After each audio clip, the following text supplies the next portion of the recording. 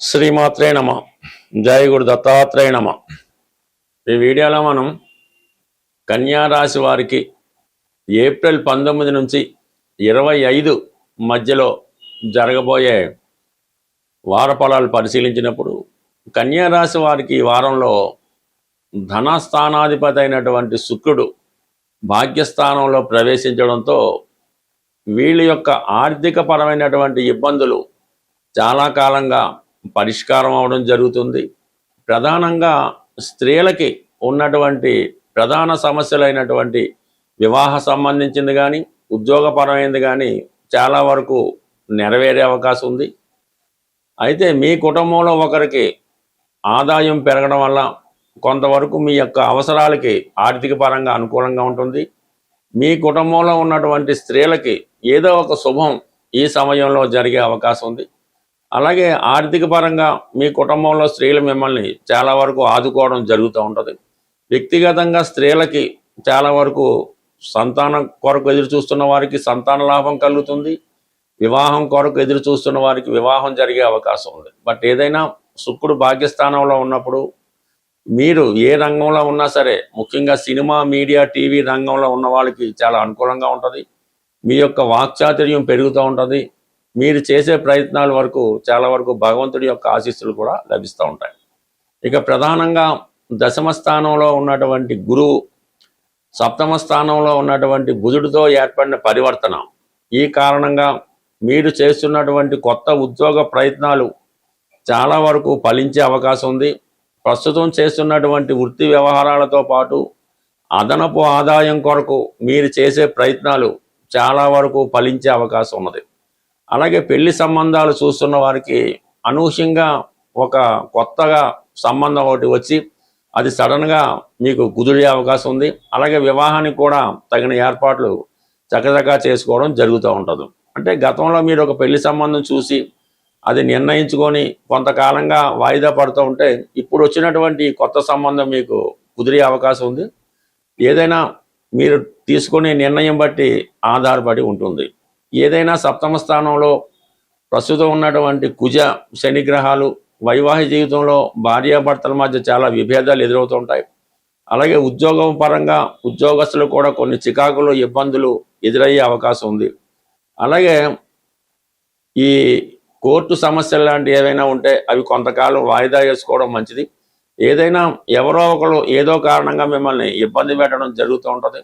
దాన్ని చాలా ఓర్పుతో, సహనంతో మీరు ఎదుర్కోవలసి ఉంటుంది. బట్ అంతిమ విజయం మీదే అయినప్పుడు కూడా ఏదో విధంగా మిమ్మల్ని బెదిరించి మీ నుంచి మీదే తప్పని చెప్పే విధంగా, తప్పు ఒప్పుకునే విధంగా మిమ్మల్ని బెదిరించడం లాంటివి జరుగుతుంటాయి. కాబట్టి మీరు ఎటువంటి ప్రలోభాలకు కూడా లొంగకుండా ధైర్యంగా నిలబడడం వల్ల అంతిమ విజయం మీకే రావడం జరుగుతుంటుంది. అది ఏదైనప్పటికీ కూడా కొన్ని నిందలు, అపనిందల వల్ల కొంత ఇబ్బందులు ఎదుర్కొంటూ ఉంటారు. అయితే 6వ స్థానంలో ఉన్నటువంటి రాహు కంపల్సరీగా మిమ్మల్ని అన్ని సమస్యల నుంచి బయటపడవేయడం జరుగుతుంటుంది. అయితే మీరు ధైర్యంగా నిలబడడం ఒకటే చేయవలసి ఉంటుంది. అయితే వ్యయస్థానంలో ఉన్నటువంటి కేతు ప్రభావం వల్ల కొన్ని అనవసర ఖర్చులు, అనవసర వ్యక్తులను చేరదీయడం, వారి కొరకు ధనాన్ని ఖర్చు పెట్టడం, వారిని నమ్మి మోసపోవడం జరుగుతుంటుంది. కాబట్టి చాలా వరకు అటువంటి వాటిని నమ్మే ప్రయత్నం చేయొద్దు.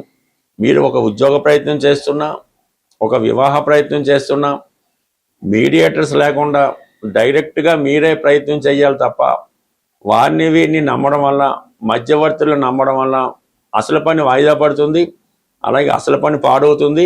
ధనానికి ధనం వేస్ట్ అయ్యే అవకాశం ఉంది. కాబట్టి చాలా వరకు ఏ ప్రయత్నం అయినా దగ్గరుండి మాత్రమే చేసుకుంటే చాలా వరకు సక్సెస్ అయ్యే అవకాశం ఉంది. బట్ ఏదైనా భార్యాభర్తల మధ్య ఉన్న విభేదాలు కొంతకాలం పాటు కొనసాగే అవకాశం ఉంటుంది.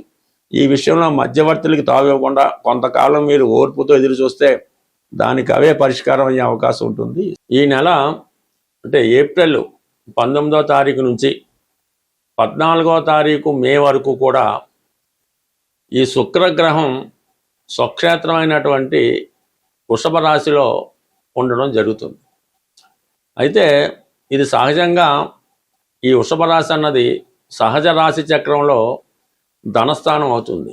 ఆ ధనస్థానంలో ధనాధిపతి ఉన్నప్పుడు ఆర్థిక పరంగా ఎవరికైనా సరే, ఏ లగ్నం వారికైనా, ఏ రాశి వారికైనా శుక్రుడు స్వక్షేత్రంలో ఉన్నప్పుడు ధన సంపాదన విషయంలో చాలా అనుకూలమైన పరిస్థితులు ఎదురవుతుంటాయి. ఈ సమయంలో మీరు ఈ శుక్రుడికి సంబంధించినటువంటి పరిహారం చేసుకోవడం వల్ల మీ కుటుంబానికి, వ్యక్తిగతంగా మీకు కూడా ధన సంపాదన పెరుగుతూ ఉంటుంది.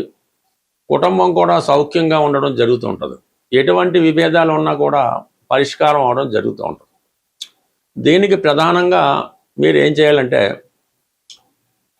శుక్రవారం రోజు, ఏదైనా ఒక శుక్రవారం రోజు సాయంకాల సమయంలో ఏదైనా దేవాలయంలో ఎరుపు రంగు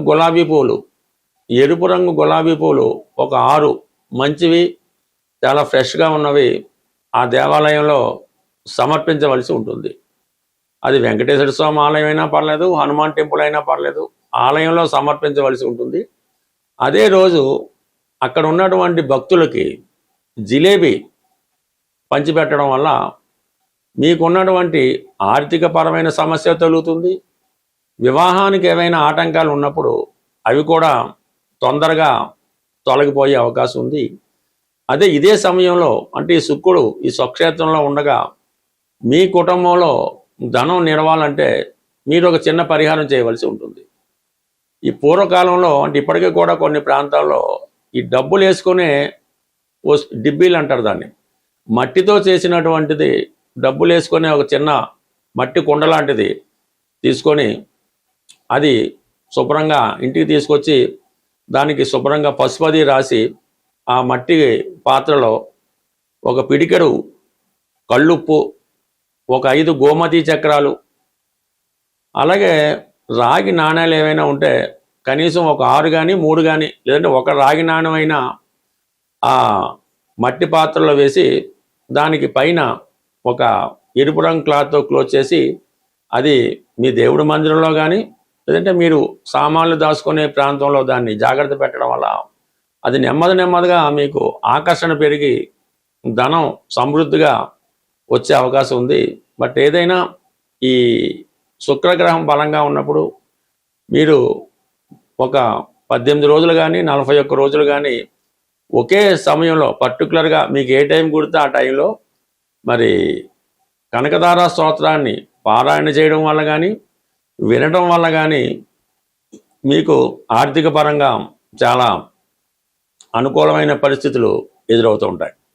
సో ఇదే సమయంలో ఎక్కువగా స్త్రీలను గౌరవించడం, అంటే మీకు తల్లిగారికి కానీ, పెద్దలు, మీ కుటుంబ పెద్దలకు కానీ ఎవరైనా మంచి స్త్రీలకి మీరు ఈ సమయంలో వాళ్ళకి ఒక కానుకగా ఎరుపు రంగు చీర, జాకెట్టు, గాజులు, ఈ సౌభాగ్య వస్తువులు వాళ్ళకి మీరు కానుకగా ఇవ్వడం వల్ల మీకు వాళ్ళు సంతోషించినప్పుడు ఆటోమేటిక్గా మీకు ధన సమృద్ధి కూడా కలిగే అవకాశం ఉంది. బట్ ఏదైనా ఎవరి జీవితంలో అయినా మీరు ఆనందంగా సంతోషంగా ఉండాలంటే మీ ఆత్మీయులటువంటి స్త్రీలని, మీ ఇంట్లో ఉన్నటువంటి స్త్రీలకి ఎటువంటి ఇబ్బంది రాకుండా, వారికి ఏ లోటు రాకుండా చూసినప్పుడు ఆటోమేటిక్గా మీకు ధన సంపద పెరిగే అవకాశం ఉంటుంది, పెరుగుతుంది కూడా. స్వస్తి.